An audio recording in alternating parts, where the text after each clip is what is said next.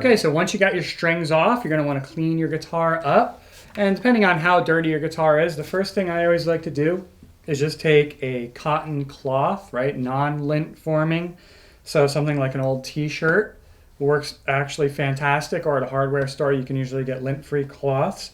And what I like to do is just go over it and make sure, you know, that you're not kind of like, if there's some sand on there or something like that, you've been playing at the beach, blow it off first so you're not just rubbing the sand into the finish of the guitar. But what I like to do is just like, especially if it's very dusty or it's kind of grimy, just go over it with the cloth first, just to clean it up a little bit and just basically get that first layer of dust and different particles off of your guitar, so that you're not going to be just jamming them into. So what you want to kind of think of it when you're cleaning and you're maintaining your guitar, you want to think of like how a woodworker would think about cleaning a piece of wood, a fine piece of furniture or something like that. Or maybe you think of like how someone would clean a BMW or a really nice car.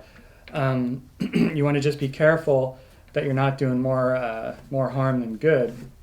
So like this guitar is in pretty good shape. It's not terribly dirty, but depending on where your guitar is, just you know, again, lint-free cloth, kind of just like give it a once over, blow on it to get all like, and if you have any big particles, like I said, of sand or dust. And I like to clean up the neck first.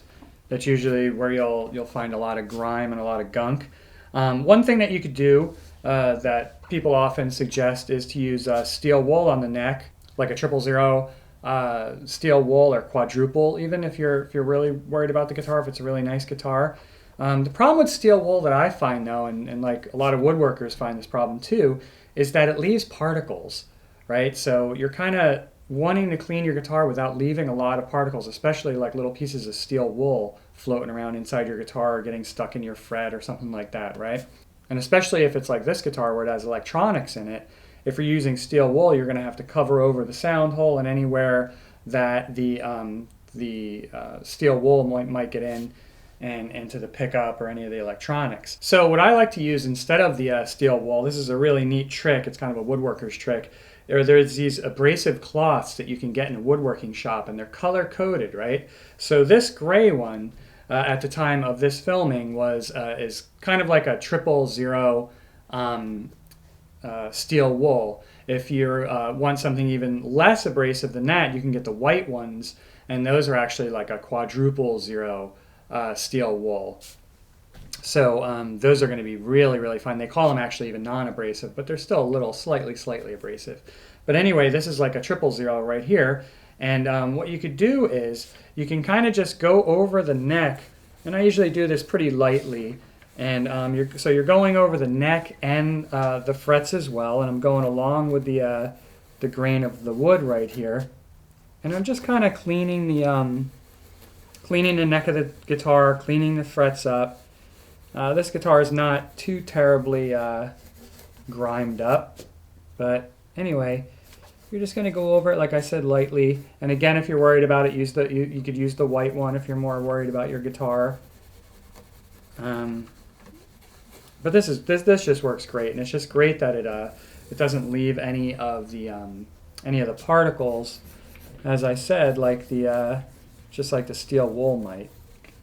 Of course, there's a big difference between the finished parts of your guitar, or the parts that have an actual glossy, shiny coating on them, a polyurethane or a lacquer or something like that, and the unfinished parts, right? So this neck is unfinished.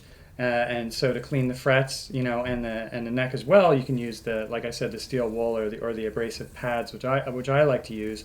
Never use something like that, of course. This almost doesn't even need to be said on any part of your guitar that has a finish, like on the body of this guitar. You would never ever use that. Okay, and then once that's done, you're going to want to kind of condition and clean the fretboard a little bit. I like to use this is flax oil right in this container, and you can also use like a mineral oil, like a 3-in-1 oil works great, which is really just a mineral oil with some other additives in it. But what I do is I pop a little bit of that on my, you don't have to use a tremendous amount of this, and use a different rag than you used for cleaning. And you're just going to pop it right on the fretboard. And really get it in there good. You don't want to really soak the fretboard, remember, but flax oil is also called linseed oil. So you might actually see it sold as a, you know, when it's sold for consumption, it's usually called flax oil. When it's sold for as a finish, it's usually called linseed oil. But anyway, you want to get that all over your fretboard, just like that. And that's going to protect it as well, which is really neat. So you get that, you know, nice and soaking into all the wood, just like that. And you'll notice that it really brings out there's a great thing about linseed oil is it brings out the grain of the wood, which is really nice.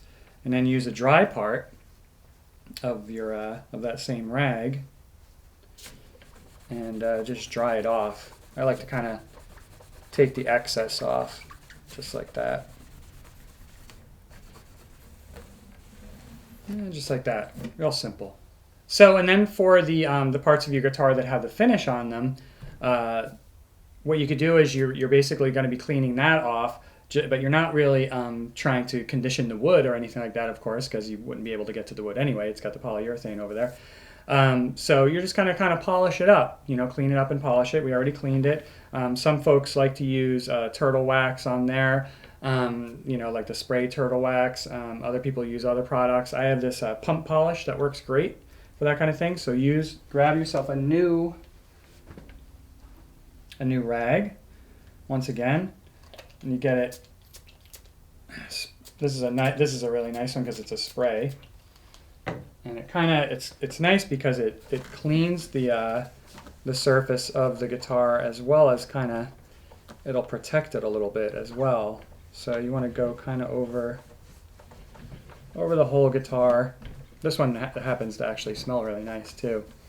But what you're going to do is you're going to clean up the whole entire face of the guitar with the same stuff. You're going to do the sides, really get in there really good. Just like that, and the back, and everywhere on the guitar. So that has the finish on it like that. Don't forget also to do the back of the back of the neck, and that's going to be really nice. It's going to feel really nice on your thumb when you're playing. That's nice and clean, and you know, maybe if you sprayed too much or if it's you got a little bit too much on there, you can go over it then again with another dry cloth and kind of buff it out. Make sure all the dust is off of it, and you're going to be good to go.